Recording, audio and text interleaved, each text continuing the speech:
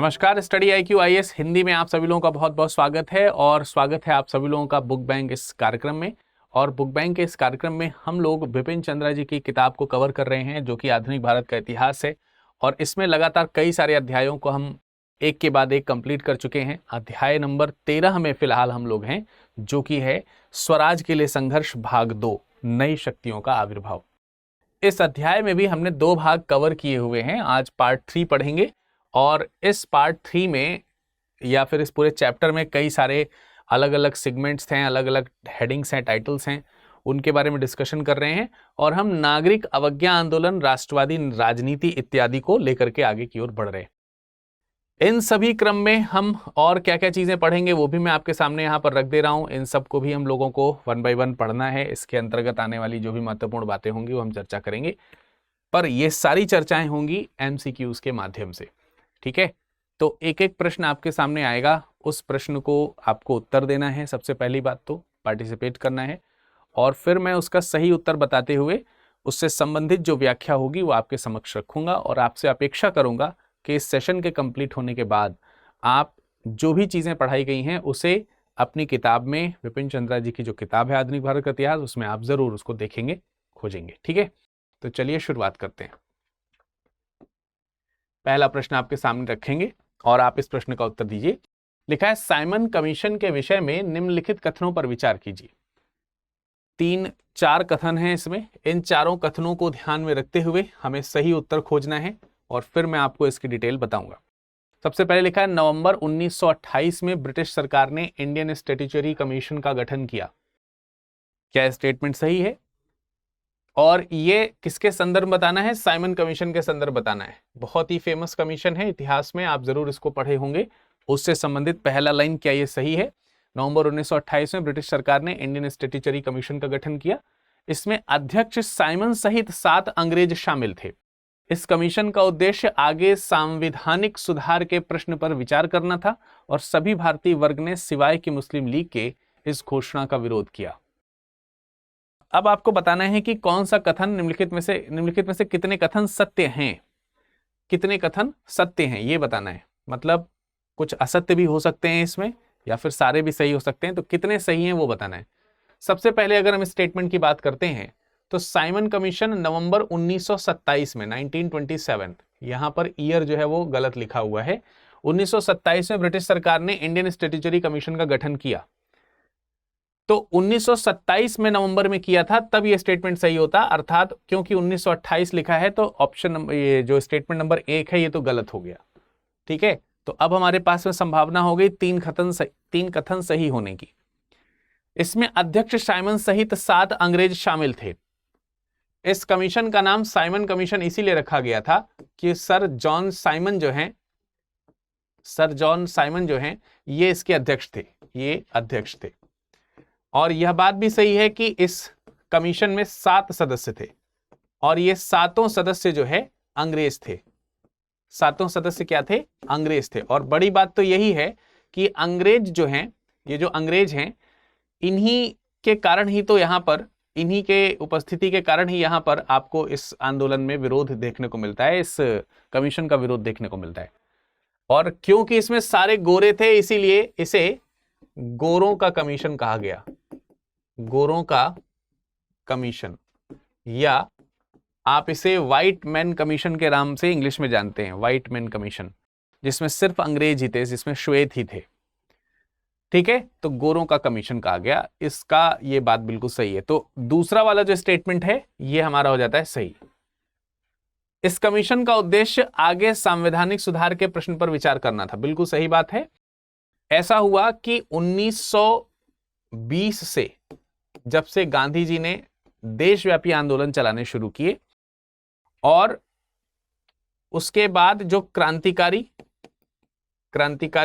जो घटनाएं घटित हुई, जिसमें मैंने आपको HRA और HSRA के जो ऊपर कुछ प्रश्न बना करके दिए थे पिछले सेशन में। और इस दौरान क्योंकि गांधीवादी विचारधारा के आने के पश्चात कुछ आंदोलन वगैरह हुए थे, परंतु गांधी जी ने आंदोलन वापस ले लिया था।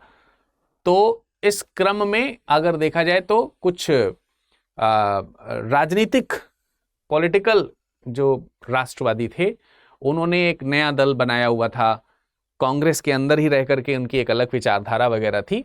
तो राजनीतिक जो कह सकते हैं जो गतिविधियां हुई थी, उन सब का यहां पर इन तीनों तरीके के फेजेस जो हम लोगों ने देखे, उन सब की एक डिमांड थी भारत में स्वराज की। भारत में स्वराज चाहिए, इस बात की डिमांड थी। और यह स्वराज जो है हम भारतीयों द्वारा निर्मित होना चाहिए, इस बात की डिमांड थी। भारतीयों का भारतीयों के लिए स्वराज, उनका अपने संविधान, अपने कानून, अपने तरीके से देश चलाना इत्यादि चीजों की डिमांड जो है वो लगातार यहां होती रही। हालांकि क्रांतिकारी जो आंदोलन हुए उसमें यह भी मांग थी कि अंग्रेज यहां से देश छोड़ करके जाएं। तो अब जब 1927-28 की बारी जब आती है, जब आप 1920 से लगातार इस तरीके की मांग करते चले आ रहे हैं, तो ब्रिटिश सरकार को लगा कि थोड़ी बात तो हमें सुननी पड़ेगी, वरना विद्रोह बहुत ज्यादा बढ़ सकता है और हो सकता है कि 1857 या फिर उस तरीके के दूसरे जो आंदोलन हुए हैं, क्रांतियां जो हुई हैं, उस तरीके की कोई सिचुएशन क्रिएट हो। तो इस चीज से बचने के लिए कुछ ना कुछ तो दिखावा करना था। आखिरकार जो डिमांड थी इंडिया की, उस इंडिया की डिमांड को कितना सही है इसकी जांच करने के लिए, और यदि अगर ये डिमांड सही है तो उसके अनुरूप किस प्रकार का उसका सोल्यूशन होना चाहिए, उस चीज की जांच करने के लिए इन 7 लोगों का दल भारत आया था। तो वो जो हम संवैधानिक सुधार चाहते थे, वो संवैधानिक सुधार उचित है, वह मांग उचित है या नहीं है, इसकी जांच करना, और यदि अगर ये मांग उचित है तो वो कैसा संवैधानिक सुधार होना चाहिए, इसकी जांच करना, इसकी पड़ताल करना, इसको बताना, समझना, ये करने के लिए यह कमीशन गठित किया गया था जो कि भारत आ रहा था। तो ये बात भी बिल्कुल सही है। सभी भारतीय वर्ग ने सिवाय की मुस्लिम लीग के इस घोषणा का विरोध किया। सभी भारतीय वर्ग ने विरोध किया, अगर यह लिखा होता तो ज्यादा सही था। तो चाहे वो कांग्रेस हो, चाहे वह कांग्रेस हो, चाहे वो मुस्लिम लीग हो, या फिर दूसरा कोई भी धार्मिक संप्रदाय, जैसे कि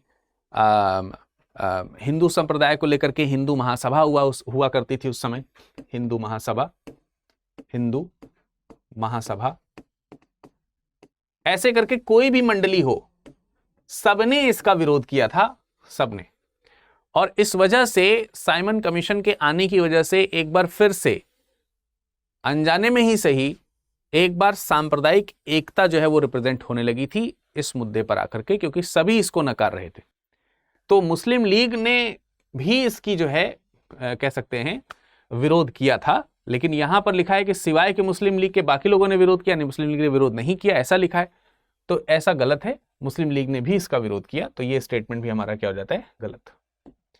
तो ये भी गलत है, ये भी गलत है, 2 स्टेटमेंट गलत हैं और 2 सही हैं। पूछा गया कितने सही हैं, तो सही है केवल 2। ठीक है, ऑप्शन बी जो है वो आपका क्या हो जाएगा, सही जवाब हो जाएगा। ठीक है, यहां पर सी लिख गया है, सी नहीं है, बी है। ठीक है, ऑप्शन बी इसका सही जवाब है। केवल पहला और चौथा जो है वो गलत है और दूसरा और तीसरा केवल सही है। अब इससे हुआ ये कि तमाम सारे जो सांप्रदायिक जो बैरियर्स बने हुए थे और जो गुट बने हुए थे, वो इस मुद्दे पर एक हो गए कि हमें इस तरीके के।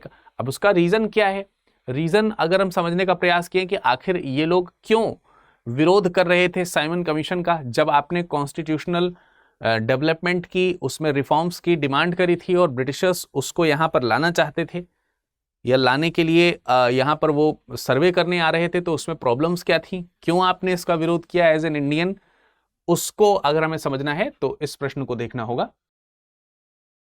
प्रश्न किया गया है, भारतीयों द्वारा साइमन कमीशन के विरोध के क्या कारण थे।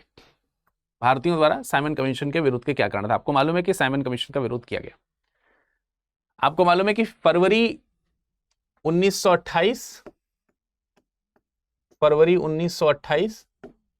और दिसंबर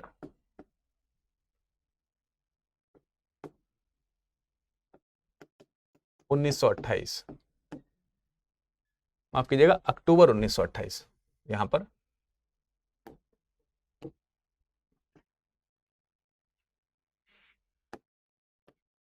अक्टूबर 1928। ये दो समय थे जब साइमन कमीशन जो है वो भारत में अपने पैर लेकर के आया, यानी अपनी बातों को समझाने का प्रयास करने के लिए भारत में आता है। तो क्वेश्चन किया गया है, भारतीयों द्वारा साइमन कमीशन के विरोध के क्या कारण थे। पहला लिखा है, भारतीय इस बात से क्रुद्ध थे या गुस्से में थे कि कमीशन में एक भी भारतीय शामिल नहीं था। उन्हें लगा कि इस प्रकार तो स्वशासन के लिए भारतीयों की योग्यता अयोग्यता का निर्णय विदेशी करेंगे। सरकार के इस निर्णय को आत्मनिर्णय से के सिद्धांत का उल्लंघन समझा गया और ऐसा माना गया कि भारतीयों के आत्मसम्मान को जानबूझकर चोट पहुंचाई गई है। उपरोक्त सभी, देखिए पहले वाले स्टेटमेंट को जांचते हैं। साइमन कमीशन के विरोध की बात पूछी जा रही है, क्यों हुआ है, तो कहा जा रहा है कि भारतीय क्रुद्ध थे। क्यों क्रुद्ध थे? क्योंकि उसमें जो 7 सदस्य आए थे, उन 7 के 7 में से कोई भी भारतीय नहीं था, सारे क्या थे, अंग्रेज थे। और मैंने बताया आपको कि ये व्हाइट मैन कमीशन कहा गया।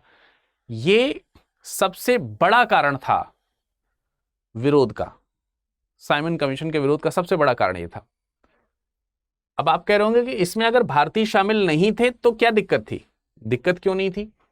क्या विदेशी तय करेंगे, क्या विदेशी आकर के यह बात तय करेंगे कि भारत का स्वराज कैसा हो? क्या हमें अपने स्वराज या अपने स्वशासन को लागू करने के लिए अपने आप को कुछ सिद्ध करना पड़ेगा, या फिर वे समझते हैं कि हम इस मामले में अयोग्य हैं? तो ये अनुचित है। मतलब हम अपनी स्वतंत्रता झेल नहीं पाएंगे, ऐसा संभवतः उनका मानना है। ऐसा कुछ नहीं है, ठीक है। तो ये चीज बिल्कुल बर्दाश्त के बाहर थी कि आप हमारे लिए, हमारा भारत में कैसा स्वशासन होना चाहिए, इस पर अगर डिस्कशन करने वाले थे तो उसमें भारतीय तो शामिल होते, भारतीय विचारधारा तो शामिल होती, कोई एक सदस्य तो होता कम से कम जो भारतीयों का पक्ष रखता कि नहीं ये संवैधानिक सुधार नहीं चाहिए या ये संवैधानिक सुधार चाहिए।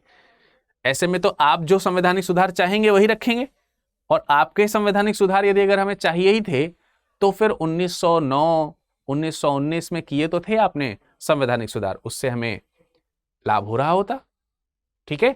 तो इसलिए इसका विरोध किया गया, यह बात बिल्कुल सही है। भारतीयों को लगा कि इस प्रकार से तो स्वशासन के लिए भारतीयों की योग्यता अयोग्यता का निर्णय विदेशी करेंगे, बिल्कुल यही तो कर रहे थे वो। अगर ये कौन होते हैं आकर के जांच करने वाले कि भारतीयों को स्वशासन मिलना चाहिए या नहीं मिलना चाहिए, और मिलना चाहिए तो कैसा मिलना चाहिए? हम लोग क्या इसको नहीं जानते हैं? या भारत में कोई इतना सक्षम नहीं है कि जो ये तय कर पाए कि भारत का स्वशासन कैसा होना चाहिए? तो ये अभी झलक रहा था, इसलिए भी विरोध किया गया। और जब 2 स्टेटमेंट सही हो गए तो निश्चित रूप से तीसरा सही होना है, क्योंकि और कोई विकल्प है नहीं। सरकार के इस निर्णय को आत्मनिर्णय के सिद्धांत, आत्मनिर्णय का मतलब हम तय करेंगे ना कि हमें कैसी आजादी चाहिए। अरे भाई, हमें क्या खाना है ये हम तय करेंगे, हमें क्या बोलना है हम तय करेंगे, हमें कैसे रहना है हम तय करेंगे। आप क्यों सिखाएंगे इस चीज को विदेशी होकर के? अपने देश में आप जाके करिए वो सब। तो आत्मनिर्णय के सिद्धांत का उल्लंघन समझा गया और ऐसा माना गया कि भारतीयों के आत्मसम्मान को जानबूझकर चोट पहुंचाई जा रही है। ये दिखाने का प्रयास किया गया था इसमें कि आप अयोग्य हैं। आप इस कमीशन का मेन उद्देश्य यही था। दिखावा इस बात का था कि आपके लिए हम सुधार लेकर के आने वाले हैं, लेकिन वास्तविकता यह थी कि वो शो करना चाहते थे कि भारतीय सच में जिस चीज की मांग कर रहे हैं उस मांग के योग्य है नहीं, आप संभाल नहीं पाएंगे। तो ऐसा नहीं है, ठीक है। तो इसका करेक्ट आंसर क्या हो गया था? इसका करेक्ट आंसर है ऑप्शन नंबर डी, ठीक है। सही जवाब ऑप्शन नंबर डी है, ठीक। चलिए अगला है नेहरू रिपोर्ट के संदर्भ में। तो अब आपको बताना है आंसर नेहरू रिपोर्ट के संदर्भ का ध्यान रखते हुए निम्न कथनों पर विचार करना है, ठीक है। तो जरा देखिए, नेहरू रिपोर्ट के संदर्भ में निम्नलिखित कथनों पर अगर विचार किया जाए तो नेहरू रिपोर्ट की पृष्ठभूमि को समझ लेते हैं। जब साइमन कमीशन आया, जब कमीशन आया तो मैंने आपको बताया कि साइमन कमीशन आने का मकसद यही है कि वो भारत में संवैधानिक सुधार की क्या स्थिति है, लाना चाहिए या नहीं लाना चाहिए, और लाना चाहिए तो कैसा लाना चाहिए, ये बात की जांच करने आ रहे हैं। और मैंने बताया कि इसका विरोध यहां किया जा रहा है, और जब इसका विरोध किया जा रहा है तो ब्रिटिशर्स को गुस्सा आया। बंबई में और लाहौर में जम करके साइमन कमीशन का विरोध किया गया, और जब जम करके विरोध किया गया तो ब्रिटिशर्स को गुस्सा आया। उन्होंने कहा योग्य हो नहीं तुम। अब जो देखो मन में बात थी वो मुंह के बाहर आ गई। यही चीज यहां पर मैंने आपको दिखाया, यही चीज मैंने यहां पर दिखाया कि उन्हें लगा, उन्हें मतलब भारतीयों को लगा कि इस प्रकार से तो स्वशासन के लिए भारतीयों की योग्यता अयोग्यता का निर्णय विदेशी करेंगे। यही चीज विदेशियों के मन में थी कि भारतीय इसके योग्य हैं या नहीं है। और यह बात यहां पर जब 2 बार विरोध किया गया तो मुंह में आ गई ये बात ब्रिटिशर्स के, और उन्होंने चैलेंज कर दिया कि आपके यहां प्रशासनिक सुधार आप बना पाओगे, इतने योग्य हो, कैपेबल हो? हम कहते हो कि अपना संविधान हम बना लेंगे, बनाने की अकल है किसी के अंदर? संविधान बनाना छोड़िए, मसौदा केवल बना करके दिखा दीजिए। आप में से कोई भी भारतीय आए और मुझे कहे कि हमारा कमीशन अगर खराब है तो आप में से क्या कोई योग्य है जो आपका संविधान तो दूर, संविधान का प्रारूप भी बना पाए? और जब ऐसी सिचुएशन आई तो बहुत सारे जो पॉलिटिकल पार्टीज थी वो आगे आने के लिए 10 बार सोचने लगे।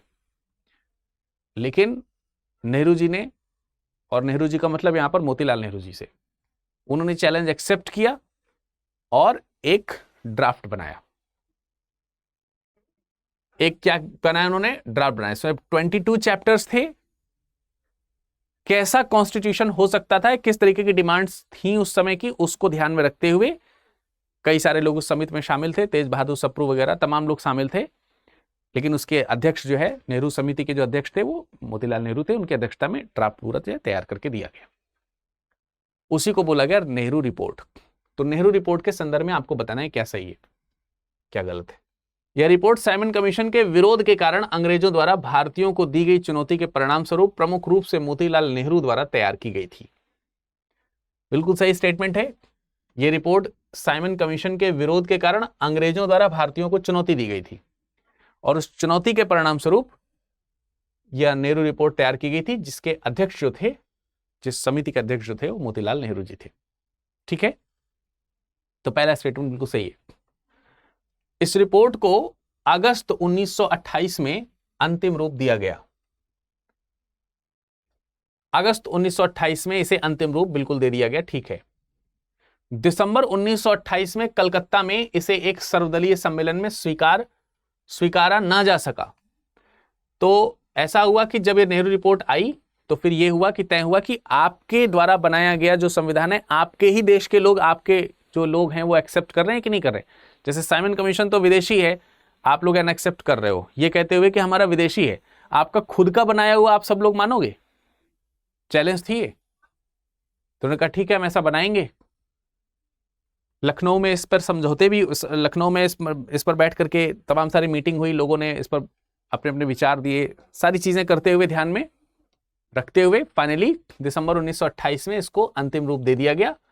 और 22 अध्याय और 87 अनुच्छेद का स्वरूप तैयार करते हुए यह जो रिपोर्ट है वो बनाई गई, जिसे दिसंबर 1928 में कलकत्ता में एक सर्वदलीय सम्मेलन में सामने रखा गया। सर्वदलीय सम्मेलन में सारे दल के लोग उसमें थे। लेकिन इसे अस्वीकार कर दिया गया मुस्लिम लीग के द्वारा, इसे अस्वीकार कर दिया गया हिंदू महासभा द्वारा,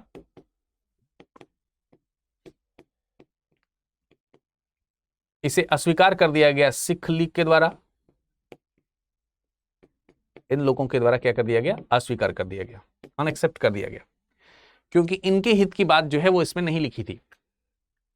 स्वाभाविक सी बात है, नहीं लिखी जाएगी। क्यों?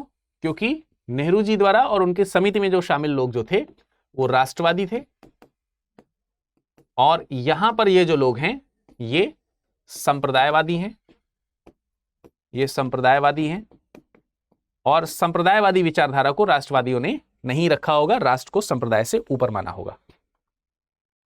यहां यह ध्यान रखना बहुत जरूरी हो जाता है कि संप्रदायवादी और राष्ट्रवादी दो अलग अलग विचारधाराएं हैं, और इस मामले में तो बिल्कुल ही अलग हैं। जहां राष्ट्रवादियों की बात करी जाती है तो राष्ट्रवादी विदेशी सत्ता से अपनी हक मांगते थे और विदेशियों का विरोध करते थे, विदेशी चीजों का विरोध करते थे, और अपने राष्ट्र के उत्थान के लिए स्वदेशी चीज को प्रमोट करते थे। जबकि संप्रदायवादी जो लोग थे ये अपने संप्रदाय का हित देखते थे, और इनकी शिकायत अक्सर जो है राष्ट्रवादियों से ही रहती थी। जैसे राष्ट्रवादियों की शिकायतें जो हैं वो विदेशियों से रहती थी, वैसे इनकी शिकायतें राष्ट्रवादियों से रहती थी कि जब स्वतंत्र हो जाएगा तो हमें क्या मिलेगा। और अपनी डिमांड्स को पूरा करने के लिए कई बार संप्रदायवादी लोग विदेशियों के चेहरे देखा करते थे, विदेशी लोगों से आशा की उम्मीद बांधते थे कि ये लोग हमारी सहायता करेंगे, और कई बार इनसे सहायता ये लेते थे, जिसका प्रत्यक्ष उदाहरण जो है वो मुस्लिम लीग है। तो स्वाभाविक सी बात है कि इस रिपोर्ट को अनएक्सेप्ट कर देगा। हां, बाद में जिन्हा रिपोर्ट भी आई, जिन्हा फॉर्मूला जिसे कहा गया, हालांकि वो भी अनएक्सेप्टेड रहा। ये जो नेहरू रिपोर्ट है इसमें 22 अध्याय और 87 अनुच्छेद थे, ये बात बिल्कुल सही है। तो अब पूछा जा रहा है, अब देखिए जरा, पहला वाला स्टेटमेंट बिल्कुल सही है, दूसरा वाला स्टेटमेंट भी सही है, तीसरा वाला स्टेटमेंट भी सही है, चौथा भी सही है। तो चारों कथन जो है क्या हो गए आपके, सही हो गए। ठीक है, तो इसका करेक्ट आंसर क्या हो गया, ऑप्शन नंबर डी। ठीक, करेक्ट आंसर हो गया आपका ऑप्शन नंबर डी। तो ये बात जो मैंने आपको समझाई, हो सकता है आपको समझ में आ रही हो, और अच्छे से समझ में आएगी जब इसके बाद इसी चीज को आप पढ़ रहे होंगे। ठीक है, अच्छे से और अच्छे से समझ में आएगा आपको। अब हम बात करेंगे 1929 के कांग्रेस के लाहौर अधिवेशन के विषय में निम्नलिखित कथनों में से कौन सा कथन सत्य है। पहला लिखा है, इस अधिवेशन की अध्यक्षता मोतीलाल नेहरू ने की थी, यहां पर नाम जो है वो मोतीलाल नेहरू लिखा है। दूसरा, इस अधिवेशन में पारित एक प्रस्ताव ने पूर्ण स्वराज्य को कांग्रेस द्वारा उद्देश्य घोषित कर दिया गया। पूर्ण स्वराज को कांग्रेस का उद्देश्य घोषित किया गया। 26 जनवरी 1930 को पहला स्वाधीनता दिवस घोषित किया गया, और इसी दिन स्वाधीनता का नया तिरंगा झंडा लहराया गया। लाहौर अधिवेशन की बात हो रही है 1929 में। कांग्रेस के जो अध्यक्ष बनते थे अभी तक, उसमें 1929 से पहले तक कांग्रेस के अध्यक्ष के पद पर आप देखोगे तो परिवार का उत्तराधिकारी देखने को नहीं मिल रहा है, या परिवार की विजय आपको कहीं नहीं देखने को मिल रही है। लेकिन 1929 वाले कांग्रेस के लाहौर अधिवेशन और उससे पहले 1928 का जो अधिवेशन है, तो इसमें मैं आपको बता दूं 1928 में जो कांग्रेस के अध्यक्ष हैं वो मोतीलाल नेहरू जी हैं। मोतीलाल नेहरू जी, ठीक है, 1928 में मोतीलाल नेहरू जी जो हैं वो कांग्रेस के अध्यक्ष हैं, और इन्होंने ही 1929 में जवाहरलाल नेहरू जी को, जेएल नेहरू जी को अध्यक्ष बना दिया है, यानी पिता की जगह पर पुत्र जो है वो कांग्रेस का अध्यक्ष बन जाता है। तो थोड़ी सी परिवार की विजय आपको यहीं से दिखाई देने को मिलती है। हालांकि ये जो है जवाहरलाल नेहरू जी हैं, युवा हैं और युवा राष्ट्रवादी हैं, तो युवा राष्ट्रवादियों की सोच भी अब कांग्रेस में जरूर आएगी।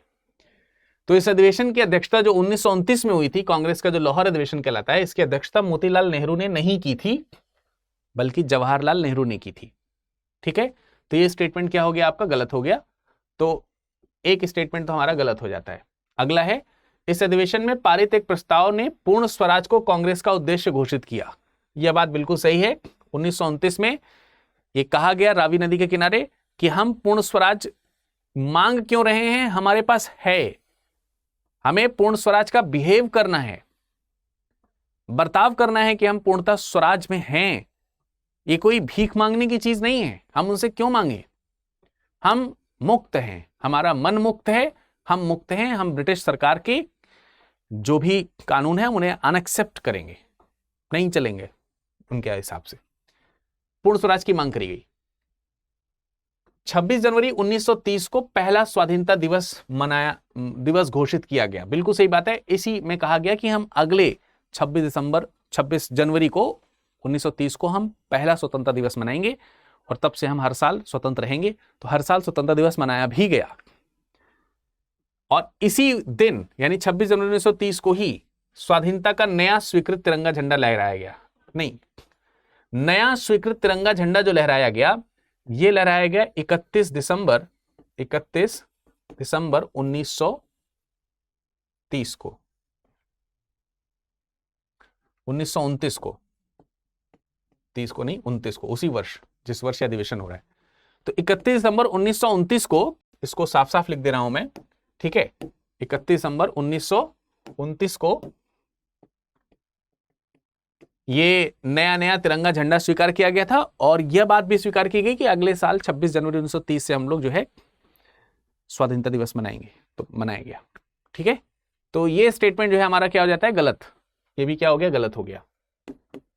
अब पूछा क्या गया, केवल कौन सा कथन सत्य है, तो केवल एक ही सत्य है जो कि ये दूसरा। ठीक है, केवल कथन दो सही है, तो इसका करेक्ट आंसर क्या हो जाएगा, ऑप्शन नंबर सी। ठीक, तो इसका करेक्ट आंसर आपको पता चल गया, ऑप्शन सी। चलिए अगले प्रश्न की तरफ चलते हैं।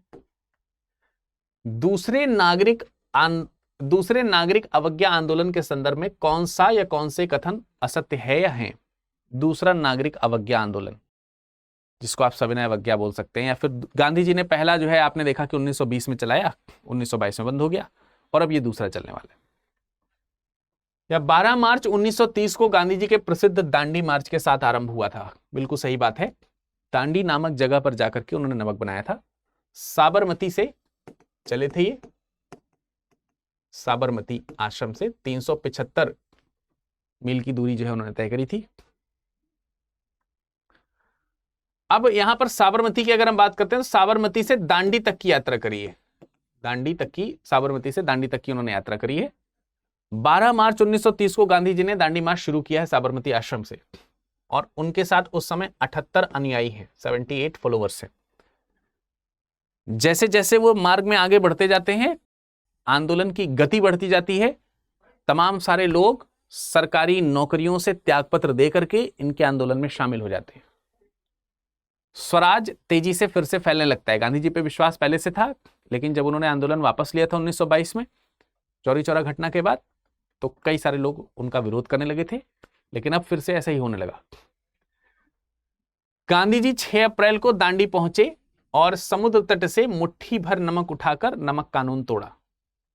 बिल्कुल 6 अप्रैल को वो गांधी जी दांडी पर पहुंच गए और वहां से उन्होंने नमक उठाया और नमक बनाया, और इस प्रकार से नमक का कानून तोड़ दिया गया। उस समय नमक पर कर लगता था, सरकार की परमिट की आवश्यकता होती थी, लाइसेंस के बगैर आप नमक नहीं बना सकते थे, ना खरीद सकते थे, ना बेच सकते थे, और उस पर कर लगाए जाते थे।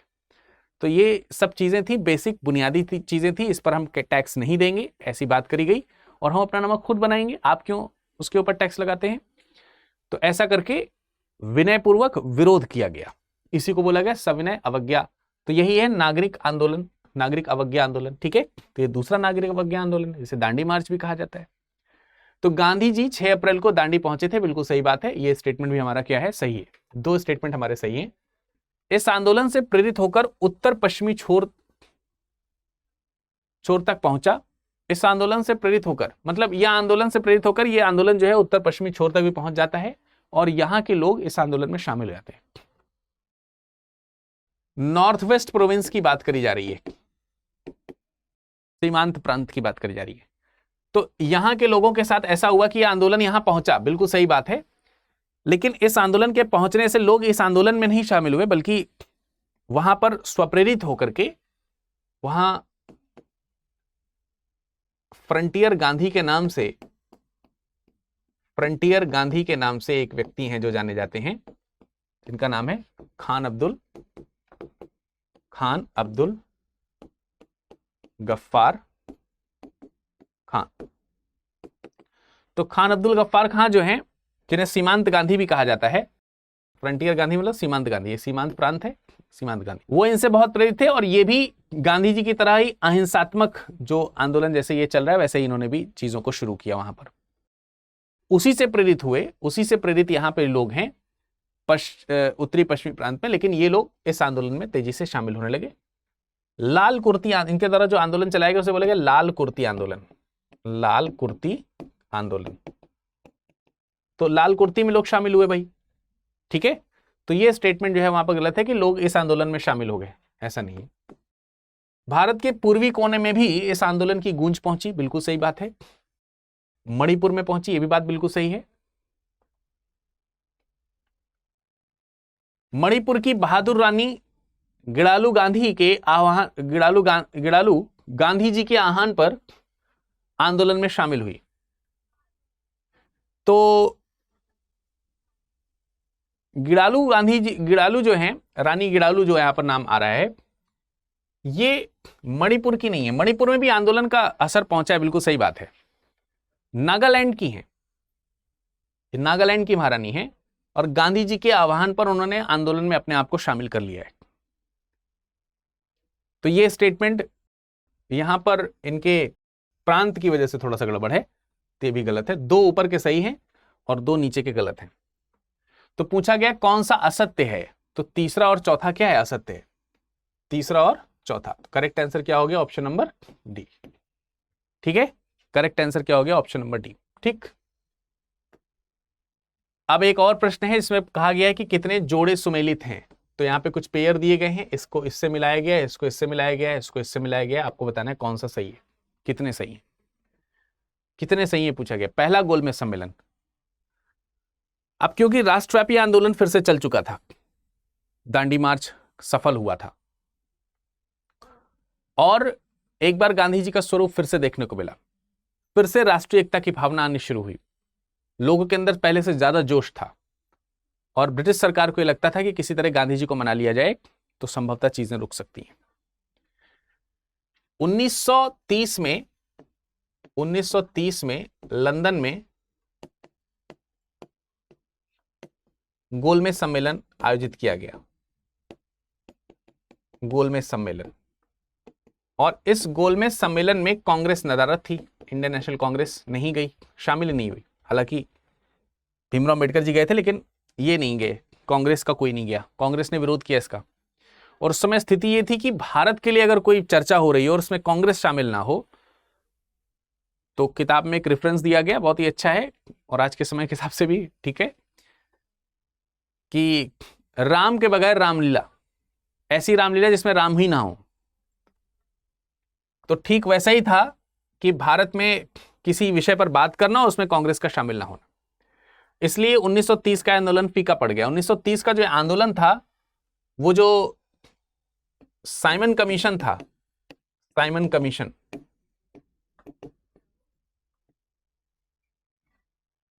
और ये साइमन कमीशन जो भारत में आया था कि किस तरीके से संवैधानिक विकास होना चाहिए, क्या प्रारूप होना चाहिए इत्यादि विषयों पर, यहां पर भी चर्चा उसी पर की जा रही थी, लंदन में भी। तो इनके जो भी सुझाव रहे होंगे उनके ऊपर डील करी जानी थी। तो क्योंकि इसका विरोध किया जा रहा था भारत में साइमन कमीशन का, तो स्वाभाविक सी बात है कि इसमें भी किया जाना था। तो इसमें कांग्रेस शामिल नहीं हुआ और किसी भी प्रकार से यह मामला जो है सफल नहीं हो पाया। अब क्योंकि इसमें कांग्रेस का शामिल ना होना, साइमन कमीशन को भारत में लाकर के भारत पे थोपा जाना असफल हो ही चुका था, तो उन्होंने ये वाला माध्यम अपनाया, यहां से भी वो सफल नहीं हो पाया। तो ये हुआ कि किसी तरीके से कम्युनिकेट किया जाए और कांग्रेस को यहां पर बुलाया जाए। कांग्रेस ने अपने नेता को गांधी जी के रूप में चुन रखा था। तो मतलब यह है कि गांधी जी जब जाएंगे तभी कांग्रेस जाएगा। और गांधी जी को मनाने के लिए गांधी इरविन समझौता होता है 1931 में। तो ये दोनों तो सही मैच्ड हैं, 2 तो सही मैच हो गए। 1931 में गांधी इरविन समझौता होता है, जिसमें ब्रिटिश सरकार यानी कि इरविन की तरफ से जो बातें रखी गई, गांधी जी की तरफ से जो बातें रखी, जो समझौता हुआ, तो इरविन यह मानने के लिए तैयार हो गया, इरविन के माध्यम से ब्रिटिश सरकार यह मानने के लिए तैयार हो गई कि जितने भी लोग हिंसात्मक आंदोलनकारी जो थे, अहिंसात्मक आंदोलनकारी जो थे, उनको रिहा किया जाएगा, उन्हें जेल से मुक्त कर दिया जाएगा। तो क्योंकि जब यह आंदोलन चला था, नमक आंदोलन, तो लाखों लोग गिरफ्तार कर लिए गए थे। तो यह कहा गया कि जितने भी भारत के आंदोलनकारी हैं, जितने भी भारत के आंदोलनकारी या क्रांतिकारी जो भी हैं, जो हिंसा में शामिल नहीं हैं, उन्हें क्या कर दिया जाएगा, मुक्त कर दिया जाएगा। इसके अलावा विदेशी वस्त्र कि जो भी फैक्ट्रीज या कारखाने होंगे उसके खिलाफ अगर हमें धरना प्रदर्शन करने की जरूरत पड़ती है तो हमें करने की अनुमति दी जाएगी। शराब वगैरह की जो दुकानें हैं इसके खिलाफ अगर हमें लगेगा तो हम आंदोलन करेंगे, उसकी भी परमिशन दी जाएगी। नमक पर टैक्स नहीं लगेगा। ये सब चीजें जो हैं मान ली गई, गांधी जी की सारी बातें मानी गई। लेकिन जो ये समझौता हुआ, इसका बहुत सारे कांग्रेसियों ने और बहुत सारे युवा राष्ट्रवादियों ने गांधी इरविन समझौता जो हुआ है, गांधी इरविन जो पैक्ट हुआ है, इसका जम करके विरोध किया। और विरोध करना भी था, क्योंकि ये चीजें तो मानी गई, लेकिन काफी हद तक जो बहुत ही बेसिक जो चीजें थी वो तो नहीं मानी गई। जैसे कि एक डिमांड ये भी रखी गई, गांधी जी ने ये भी कहा, गांधी जी ने कहा कि भगत सिंह और उनके जो साथी हैं उन्हें मुक्त कराने की बात नहीं है, उनकी फांसी की सजा को आजीवन कारावास में कन्वर्ट कर दिया जाए। ये वाली बात उन्होंने इतनी सी बात नहीं मानी, जबकि गांधी जी ने उनके फ्री होने की डिमांड भी नहीं करी। लेकिन फांसी की सजा तो टाली जा सकती थी, जो कि इजी था, क्योंकि यहां पे कहा गया था हम उन लोगों को मुक्त कर देंगे जो हिंसा में शामिल हैं,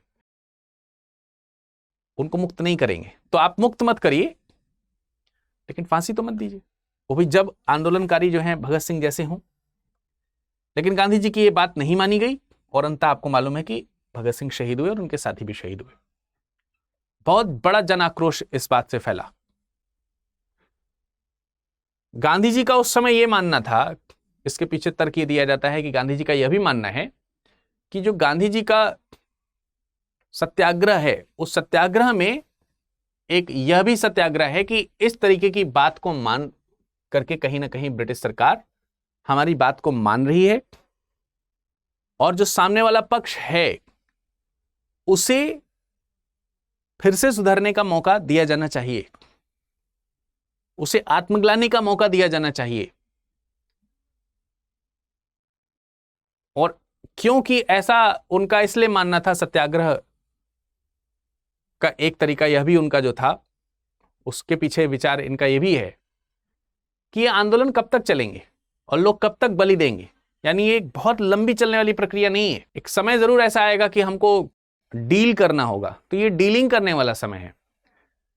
और जब हम डील करते हैं तो कुछ गंवाएंगे, कुछ पाएंगे, मन पर प्रभाव डाल पाएंगे। ब्रिटिशर्स के मन में प्रभाव डालना पड़ेगा कि आजादी मिलनी चाहिए। ऐसा भी एक सत्याग्रह का रूप है, जिसको मानते हुए उन्होंने इस बात को सीरियस नहीं लिया, या यूं कह सकते हैं कि उतनी तवज्जो नहीं दी गई जितनी तवज्जो दी जानी चाहिए थी। तो गांधी इरविन समझौता 1931 सही है। द्वितीय गोलमेज सम्मेलन, सेकेंड राउंड टेबल कॉन्फ्रेंस 1932 में नहीं हुआ जी, ये भी 1931 में हुआ। 1931 में ही द्वितीय गोलमेज सम्मेलन हुआ, 1930 में पहला, 1931 में दूसरा।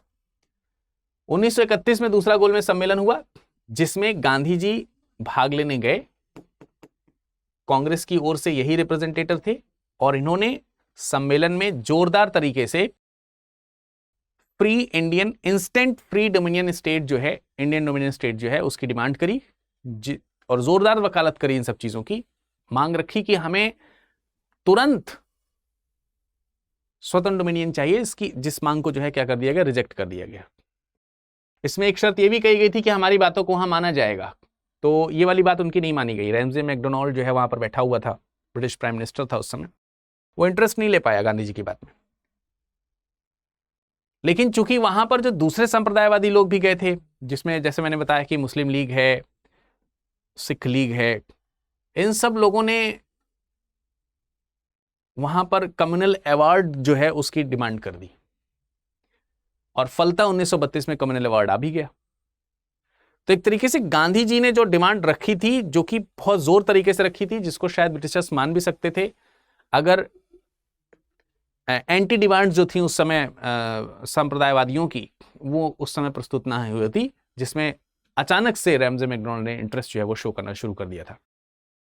तो गांधी जी को लगा कि हमारा जाना व्यर्थ रहा, और क्योंकि जाने से पहले इस गांधी इरविन समझौते के तहत उन्होंने जो अपना आंदोलन था उसको रोक दिया था, जाने के बाद फिर से आंदोलन उन्होंने शुरू कर दिया।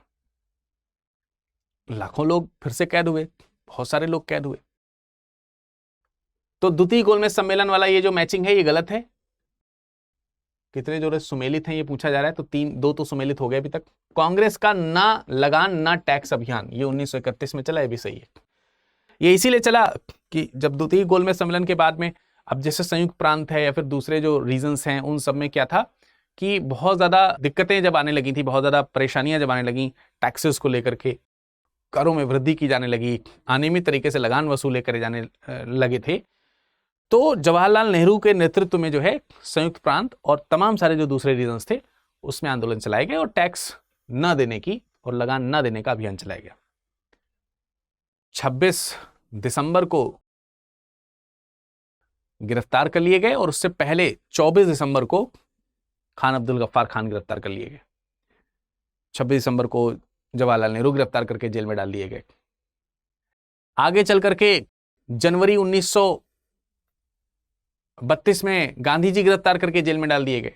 लाखों लोग और जेल में गिरफ्तार कर दिए गए। तो ये सब बहुत सारी चीजें चली। तो इस प्रकार से अगर देखा जाए तो कांग्रेस का ना लगान ना टैक्स अभियान जो है वो चला 1931 में। बात बिल्कुल सही है। तो जोड़ा हमारा कौन कौन सा सही हो गया? ये भी सही हो गया, ये भी सही हो गया, ये भी सही हो गया, है ना। 3 जोड़े सही हो गए। तो केवल 3, ऑप्शन नंबर सी इसका सही जवाब हो जाएगा। करेक्ट आंसर है इसका ऑप्शन नंबर सी। ठीक है, तो उम्मीद करते हैं कि आपको ये जितनी भी चीज मैंने आपको बताई हैं इन प्रश्नों के माध्यम से, एमसीक्यूज के माध्यम से, सब स्पष्ट हुई होंगी। और जब आप इन सारी चीजों को किताब में पढ़ेंगे तो आपको कॉन्सेप्ट और अच्छे से समझ में आएगा।